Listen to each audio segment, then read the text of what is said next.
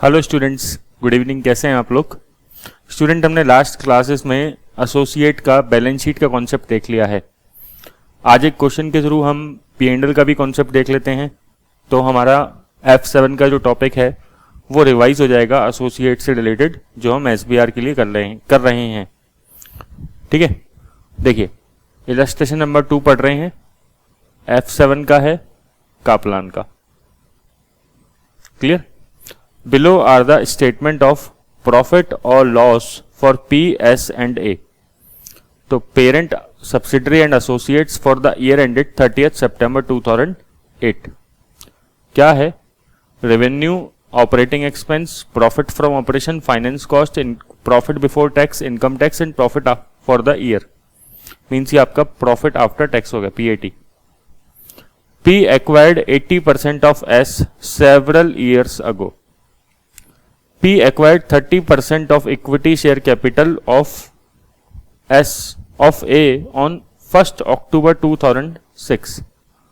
तो अब आप देखिए यहाँ पे डेट क्या है, 30th September 2008 और एक्विजिशन कब हुआ है, 1st October 2006।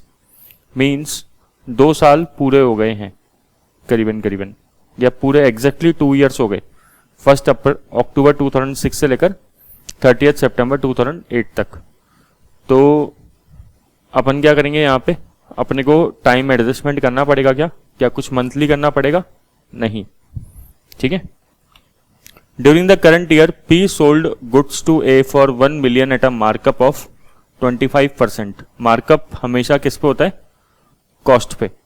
तो कॉस्ट प्लस 25% गुड्स बेचे 1 million के पेरेंट ने एसोसिएट्स को, तो अनरियलाइज प्रॉफिट निकलेगा। At the year and A still had 1 quarter of these goods in the inventory, तो 1 quarter पे निकलेगा। तो 1 million मतलब कितना हो गया, थाउजेंड्स में अगर कन्वर्ट करेंगे तो 1000 हो गया। तो 1000 इंटू 25 अपॉन 125 इंटू 1/4 और लास्ट में इंटू 30%। 30% क्यों? क्योंकि शेयर कितना है, 30%। और ये जब हम एसोसिएट का प्रॉफिट निकालेंगे तो उसमें से लेस हो जाएगा। At 30th September it was determined that investment in the associate was impaired by 35,000 of which 20,000 related to the current year. तो इन्वेस्टमेंट इन एसोसिएट्स जो है उसका इम्पेयरमेंट होगा कितना, 35,000 से, उसमें से 20,000 करंट ईयर से रिलेटेड है। तो हमें जो एडजस्ट करना होता है वो करंट ईयर का करना होता है P&L के अंदर। क्लियर? अब जब हम P&L बनाते हैं एसोसिएट का तो कैसे कंसोलिडेट करेंगे, आपको तो पता ही है, हमने बैलेंस शीट में देखा कि हम लाइन बाय लाइन कंसोलिडेशन नहीं करते हैं। तो हम डायरेक्टली एसोसिएट का प्रॉफिट पकड़ लेंगे, ठीक है ना, और उस प्रॉफिट को कंसोलिडेट कर देंगे। कहां पे आ जाएगा? जस्ट प्रॉफिट फ्रॉम ऑपरेशंस के नीचे, ठीक है, यहां पे लिख देंगे शेयर फ्रॉम एसोसिएट्स। ठीक है, कैसे देखते हैं जरा सॉल्यूशन।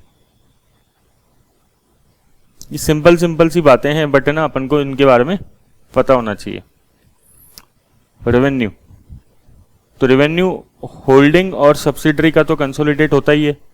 तो 8,000 और 4,500 कितना हो गया बताओ, 12,500। फिर ऑपरेटिंग एक्सपेंसेस कितना हुआ, 4750 और 2700। 4750 प्लस 2700 मतलब 7450। ये हटा देते हैं। फिर ये आ गया ऑपरेटिंग प्रॉफिट, कितना आया, 5050। क्लियर? अब इसी ऑपरेटिंग प्रॉफिट में से पहले हम एडजस्ट कर देते हैं शेयर फ्रॉम एसोसिएट्स करके। ठीक है, इधर लिखना है आपको। एसोसिएट से कितना शेयर आया बताओ? एसोसिएट से आया हमारे पास 600 का 30%, कितना हो गया, 180। बट कुछ हमने नहीं कमा पाए, जैसे पेरेंट ने एसोसिएट्स को गुड्स बेचा, ठीक है। अब यहाँ पे आपको ये चेक नहीं करना कि पेरेंट ने एसोसिएट्स को बेचा तो अप स्ट्रीम में कि डाउन स्ट्रीम में, ये सब अपन चेक नहीं करते पेरेंट और एसोसिएट में, तो डायरेक्टली एसोसिएट के प्रॉफिट में से कम कर देते हैं, ठीक है।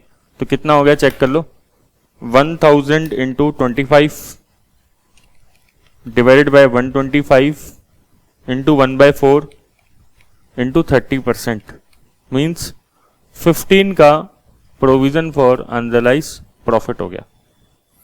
और क्या, 20,000 का इम्पेयरमेंट, ठीक है, करंट ईयर से रिलेटेड, तो 180 माइनस 15 माइनस 20 मीन्स 145 का ये शेयर फ्रॉम एसोसिएट है वो ऐड हो जाएगा, ठीक है।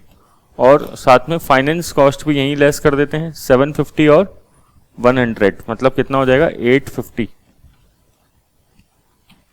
तो फाइनेंस कॉस्ट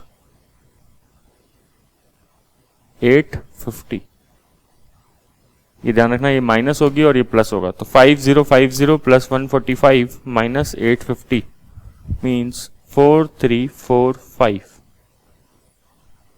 तो आ गया प्रॉफिट बिफोर टैक्स। और इनकम टैक्स कितना है, 700 और 500 1200।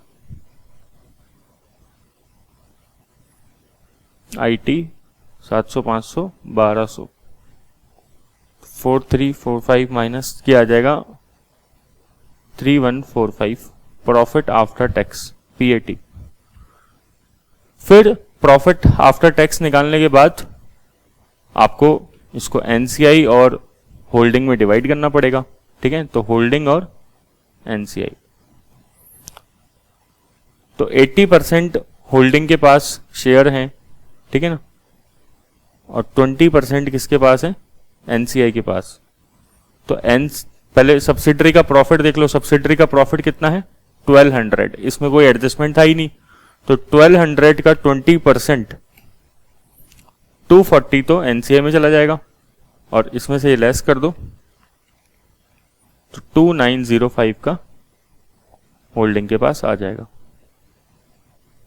क्लियर? क्या कुछ करना ही नहीं है, सिंपल सी बात याद रखनी है क्या, कि हम लोग लाइन बाय लाइन एडजस्ट नहीं करते हैं, ठीक है ना। ऐसे ही बैलेंस शीट में किया, ऐसे ही P&L में किया, हम डायरेक्टली ये जो प्रॉफिट है इसको पकड़ के इसका जो परसेंटेज होता है उसको ऐड कर देते हैं, ठीक है। आई होप आपको ये चीज़ समझ में आई होगी। बहुत छोटा सा वीडियो बनाया बट क्वेश्चन छोटा ही था, ठीक है। नेक्स्ट क्लास में मिलते हैं, थैंक यू।